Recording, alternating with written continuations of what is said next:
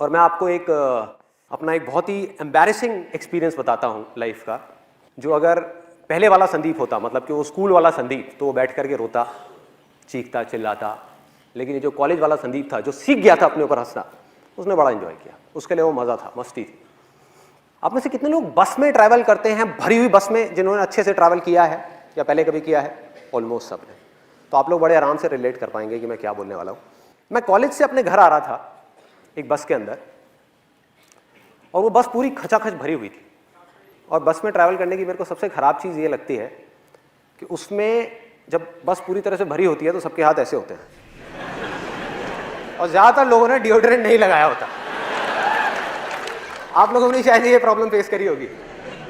तो हुआ क्या कि मैं ऐसी बस में ट्रैवल कर रहा, बस पूरी भरी हुई, और मुझे एक बड़ी अच्छी खुशबू आई, मतलब कमाल के एक परफ्यूम की खुशबू। और मैंने कहा यार ये क्या है, जहन्नुम में जन्नत दिख रही है, ये क्या है ये? मैं मतलब उसमें खो गया, उस खुशबू में।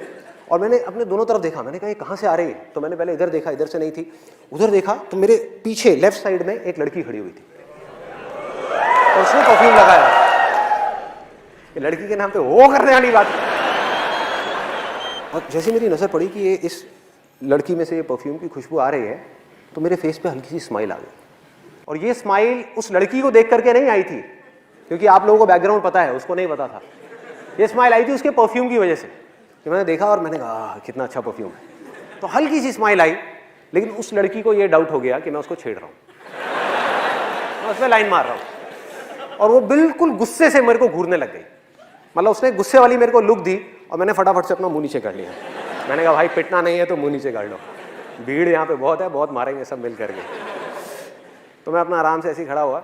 उसके 10-15 मिनट बाद में, गर्मी बहुत ज़्यादा थी, गर्मियों का टाइम था, और मेरे फेस पे पसीना आया। तो मैंने क्या किया, अपनी जेब में हाथ डाला रुमाल निकालने के लिए। अब ध्यान से देखो मेरा हाथ कैसा है, क्योंकि मैं आपको बता चुका हूँ कि मेरी उंगली मुड़ती नहीं है। तो मैं गया, मैंने जा करके अपनी जेब में हाथ डाला, रुमाल निकाला, और जब रुमाल निकाल रहा था तो वो उंगली जा करके उस लड़की के पैर पे टच हो गई। उसके पैर पे टच हो गई। आपने वो कहावत सुनी होगी, कंगाली में आटा गीला। बिल्कुल ऐसे ही कुछ मेरे साथ में हुआ कि पहले ही मेरी पिटने वाली हालत थी, और ऊपर से वो उंगली जा करके उसके पैर पे टच हो गई। मैं रुमाल लेकर के चुपचाप अपने फेस पे आया, और मेरी हालत खराब। मैं मन ही मन सोच रहा, मैंने कहा भाई अब क्या करूँ? दो ऑप्शन है मेरे पास में। एक तो ये है कि पलट करके इसको फटाफट से सॉरी बोल दूँ, लेकिन उसमें एक रिस्क है कि क्या हो अगर उसको पता ही नहीं है कि उंगली मेरी थी इतनी भीड़ में।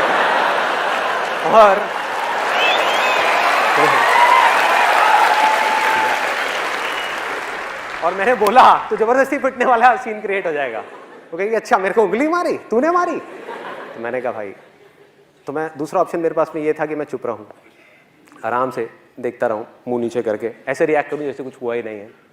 तो मैं सोच ही रहा था इन दोनों ऑप्शंस में से मैं कौन सा चूज करूं। इतनी देर में मेरे यहाँ पर राइट साइड में पीछे से किसी का हाथ आया, मतलब तगड़ा, जैसे सनी देओल का हाथ है ना, 2.5 किलो का हाथ, वो आया यहाँ पे, थड़ थड़ थड़ ऐसे करके। ओए, पीछे से आवाज आई, ओए। मैंने पीछे पलट करके देखा, और उस लड़की के साथ में एक लड़का खड़ा हुआ था, बॉडी बिल्डर टाइप का। अभी मुझे याद है, उसने ब्लड रेड कलर की टाइट फिट टी शर्ट पहनी हुई थी, और उसके जो डोले थे, मतलब कि उसकी बाइसेप्स, वो ऑलमोस्ट उस टी शर्ट को फाड़ने वाली थी। इतना तगड़ा बंदा वहाँ पे पीछे खड़ा हुआ था। उसकी हाइट होगी करीबन 6-6.25 फीट। तो मैंने उसको पलट करके देखा, और पलटते ही अब मेरे को समझ ही नहीं आया मैं क्या बोलूँ। अब बहुत देर हो चुकी थी, अब सॉरी बोलने वाली स्टेज जा चुकी थी। मैंने कहा हाँ जी। बस मेरा ये बोलने की देर थी, लड़की का गुस्सा और बढ़ गया। कहती हाँ जी, मैं तुझे बताऊं हाँ जी। एक तो मुझे पहले देख करके हंसता है, उसके बाद में टच करता है, और फिर पलट करके कहता है हाँ जी। तो उल्टा पड़ गया मेरे ऊपर, मतलब जैसे ही मैंने उसको बोला। फिर मैंने उसको समझाया, मैंने कहा जी I am very very sorry. अब मैं आपको किस तरीके से समझाऊं, आप देखो ये जो मेरी 2 उंगलियां हैं, आप देखो इन दोनों की शेप्स में आपको साफ फर्क पता लग जाएगा। मेरी जो उंगली है ये मुड़ती नहीं है, मैंने जानबूझ करके नहीं किया, गलती से हो गया है। तो उसके बाद में उस लड़के ने बड़ा कमाल का डायलॉग बोला, जो उसके साथ में था, मुझे नहीं पता वो उसका क्या था, बट उसने बड़ा सही डायलॉग बोला। कहता ओ हीरो। मैं कहा हाँ जी। और क्या बोलूं? मैं कहा हाँ जी। कहता है मेरा हाथ दिख रहा है, ये भी अगर एक बार पढ़ना शुरू हो जाए ना तो रुकता नहीं है, जैसे तेरी उंगली मुड़ती नहीं है। तो मैंने कहा भाई आज तो तू गया, आज तो पिटाई होनी पक्की है। फिर उसके बाद में मैंने जितनी मैं कोशिश करता चला जा रहा था उतनी ही गड़बड़ होती चली आ रही थी। और ऐसे में गड़बड़ क्या होती है कि यहाँ तक तो ठीक था, मतलब ये जो लड़का था और ये लड़की थी, इसको तो मैं फिर भी किसी तरह से हैंडल कर लेता, लेकिन ऐसे में क्या होता है, जितनी भी भीड़ होती है वो सब लड़की की तरफ हो जाती है।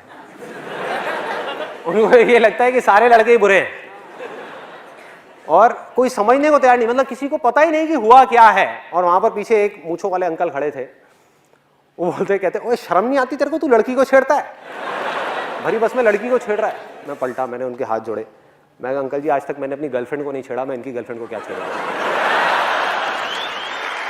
मतलब मैं समझाने की कोशिश कर रहा हूं, मैंने कहा एक बार देखो तो सही, देखो तो सही। कहते गंदे गंदे इशारे करता है, चल साइड हो चल।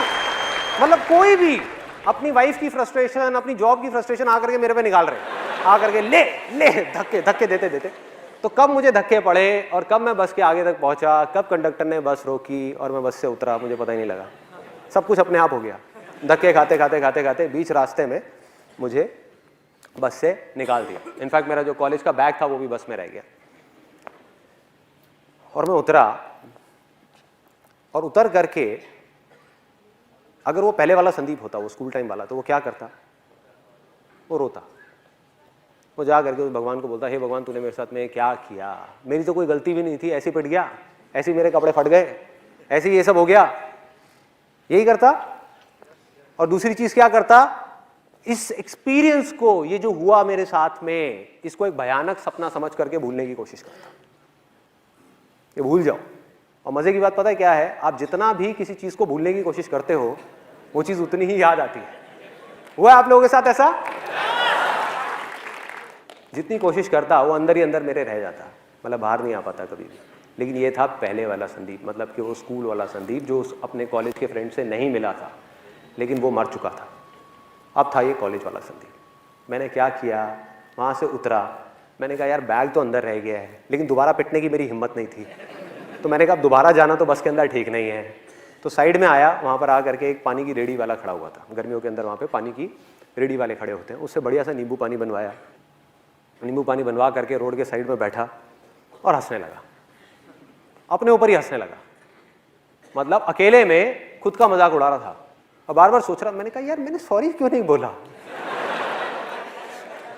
और अपने घर गया, वहाँ जा करके अपनी सिस्टर को एक किस्सा सुनाया।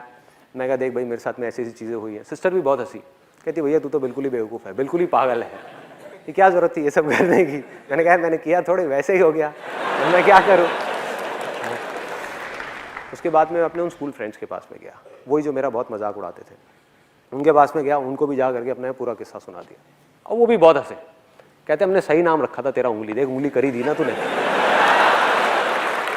कहते तू बाज नहीं आया, पंगे ले ही लिए ना। मैंने कहा हाँ यार क्या करूँ, मैं ऐसा ही हूँ।